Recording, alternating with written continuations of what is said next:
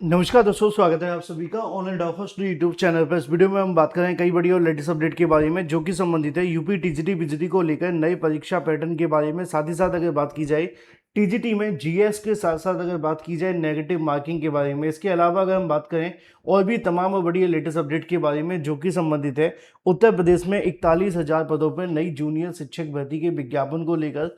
साथ ही साथ हम बात करेंगे 11,500 नई प्राथमिक शिक्षक भर्ती के साथ सुपर टीईटी के बारे में। एक एक करके सारी जानकारी हम कवर करते हैं और डिटेल में बात करते हैं। चैनल को सब्सक्राइब करके बेल आइकन को दबा लेना, वीडियो को लाइक कर देना जिससे कि आपको रियल ऑथेंटिक जानकारियों के नोटिफिकेशन सबसे पहले मिलते रहें। दोस्तों, आगे बढ़ने से पहले हम बात करें सुपर टीईटी 2026 की परीक्षा के बारे में। जैसा कि दोस्तों आप जानते हैं कि सुपर टीईटी 2026 को लेकर उत्तर प्रदेश शिक्षा सेवा चयन आयोग के माध्यम से आप सभी के लिए भर्ती की प्रक्रिया शुरू कर दी गई है। अब भर्ती प्रक्रिया शुरू करने के साथ ही सबसे बड़ा सवाल है कि कैसी बुक पढ़ें, कौन सी बुक पढ़ें जिससे सुपर टीईटी में आपका सिलेक्शन हो जाए। तो चक्षु प्रकाशन की ये best book super TET exam के लिए सबसे बेस्ट है। उसकी वजह है कि 100% आपके सिलेबस पर आधारित है। 5,000 बहुविकल्पीय क्वेश्चन आपको देखने के लिए मिलते हैं, 2 सॉल्व पेपर भी आप सभी के हैं और पूरा का पूरा सिलेबस आप सभी का इसमें कवर देखने के लिए मिलता है, जैसा कि आप स्क्रीन पर देख सकते हैं।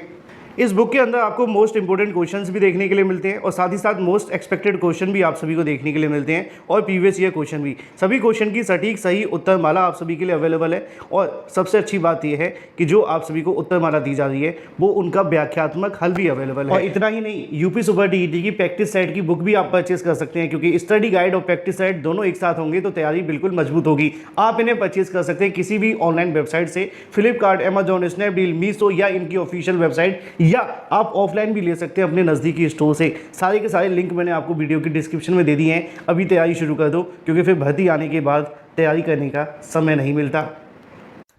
चलिए शुरुआत करते हैं सबसे पहली अपडेट के साथ और सबसे बड़ी अपडेट के साथ जो कि संबंधित है यूपी टीजीटी बीजीटी को लेकर नए परीक्षा पैटर्न के बारे में और जीएस और नेगेटिव मार्किंग के बारे में। जैसा कि आप जानते हैं कि उत्तर प्रदेश शिक्षा सेवा चयन आयोग के माध्यम से टीजीटी परीक्षा को लेकर एक बड़ी जानकारी आप सभी के लिए पहले ही जारी कर दी गई थी। उन्होंने इसको लेकर संकेत भी दे दिए थे कि जो नई भर्तियां आपको देखने के लिए मिलेंगी, क्योंकि जो 2022 की भर्ती थी वो तो माध्यमिक शिक्षा सेवा चयन बोर्ड ने निकाली थी और माध्यमिक शिक्षा सेवा चयन बोर्ड की खासियत ये थी कि उन्होंने अपनी किसी भर्ती में कोई बदलाव नहीं किया था। शिक्षा सेवा चयन आयोग एक नया प्रोसेस में है और अब तक जब तक ये आयोग बना है तब तक बहुत सारे बदलाव भी इसमें हो गए। आप जानते हैं कि प्रवक्ता के अंदर बीएड को अनिवार्य कर दिया गया था। इसके अलावा अगर बात की जाए टीजीटी जो है वो एलटी के इक्विवेलेंट कर दी गई है, यानी कि एकदम समान कर दी गई है।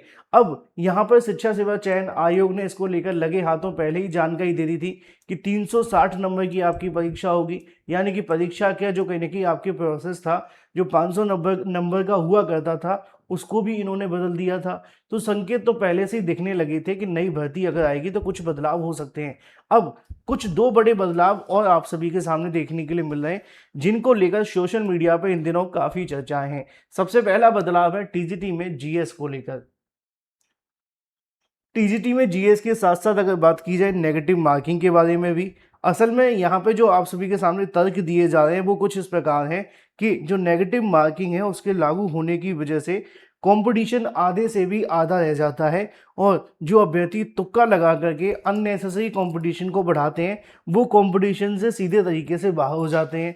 दूसरा, जीएस आप जानते हैं जीएस अभ्यर्थियों के लिए पहले ही एलटी ग्रेड शिक्षक भर्ती में गले की हड्डी बन जाता है।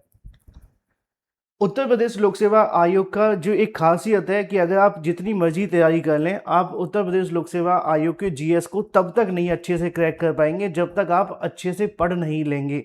और आज के समय में जब अभ्यर्थी ऑनलाइन क्लासेस लेते हैं तो वहाँ पे यही दिक्कत हो जाती है। काम आते हैं सिर्फ और सिर्फ नोट्स, क्योंकि जो आपका जीएस है ना उसको पढ़ने के लिए आपको थोड़ा सा किताबों की ओर जाना होता है या तो अच्छे नोट्स की तरफ जाना होता है। तो यही वजह आपको देखने के लिए मिलती है। अब एक बार फिर से चर्चाएं देखने के लिए मिल रही हैं कि जो आपका टीजीटी है उसमें जीएस को फाइनल किया जा सकता है और आने वाले समय के अंदर हो सकता है कि टीजीटी परीक्षा के अंदर आपका जीएस का भी जो पार्ट है वो जोड़ दिया जाए। अब तक क्या होता था कि आपके पूरे के पूरे जो क्वेश्चंस आते थे वो आपके सब्जेक्ट से ही आते थे, लेकिन एलटी ग्रेड में ये प्रोसेस अलग है। एलटी ग्रेड में आप सभी के 30 नंबर का जीके जीएस पूछा जाता रहा है, समय समय पर आपको देखने के लिए मिलता भी है।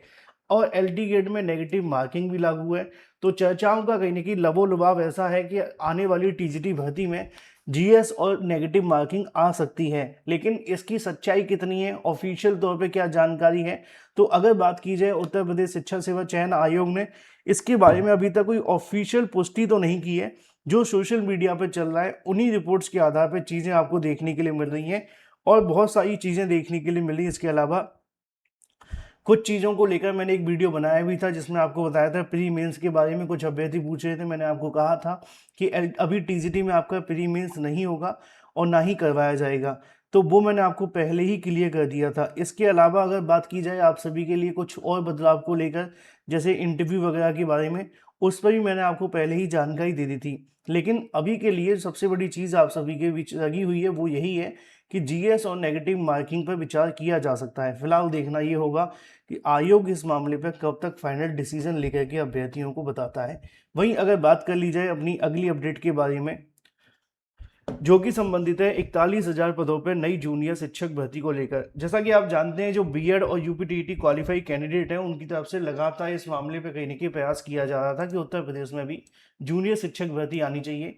अलग अलग राज्यों में अलग अलग तरीके से इन पदों को भरा जाता है और कहीं पर भी ऐसा नहीं होता कि 100% पदों को प्रमोशन के माध्यम से भर दिया जाता है। लेकिन यूपी में जो प्राथमिक के जूनियर विद्यालय हैं, उनमें खासकर ये चीज़ देखने के लिए मिलती है कि उनको 100% आप सभी के लिए भर दिया जाता है। किस तरीके से? प्रमोशन की ओर से। अभ्यर्थियों ने इसको लेकर हाईकोर्ट तक याचिकाएं दाखिल करी थी। अब इसको लेकर कई छात्र संगठनों के माध्यम से मांग करनी शुरू कर दी गई। लिखा हुआ है उत्तर प्रदेश के अंदर शिक्षक संस्थान की तरफ से उत्तर प्रदेश जूनियर शिक्षक भर्ती की मांग को लेकर अभ्यर्थी आज इसके बारे में कुछ डिसीजन लेने वाले हैं कि आने वाले समय के अंदर किस तरीके से अभ्यर्थियों को अपने हक के लिए, अपनी मांगों के लिए कहीं न कहीं आगे आना होगा। जिसमें छात्रों की मांग है कि शासकीय सहायता प्राप्त जूनियर हाई स्कूलों में 5,000 से अधिक पद खाली हैं, उन पदों को भरा जाए। बेसिक शिक्षा नियमावली 1981 के 19वें संशोधन को बहाल करते हुए गणित विज्ञान की भर्ती, सामाजिक विज्ञान और हिंदी, संस्कृत, अंग्रेजी व कला इत्यादि की भर्ती होनी चाहिए, जो कि 50% सीधी भर्ती प्रक्रिया के माध्यम से भरा जाए। अशासकीय सहायता प्राप्त माध्यमिक विद्यालय और इसके अलावा इंटर कॉलेजों में 6 to 8 तक की जो कक्षाएं संचालित होती हैं, उसमें एनसीटी की अधिसूचना 23/8/2010 के अनुपालन किया जाए और बीएड उच्च प्राथमिक टीईटी अभ्यर्थियों को नियुक्त किया जाए। इन तमाम मांगों को लेकर अभ्यर्थियों के माध्यम से आज से कहने की जो मांग है वो शुरू की जा रही है। देखना ये होगा कि इन पदों को भरने के लिए सरकार कब तक डिसीजन लेती है।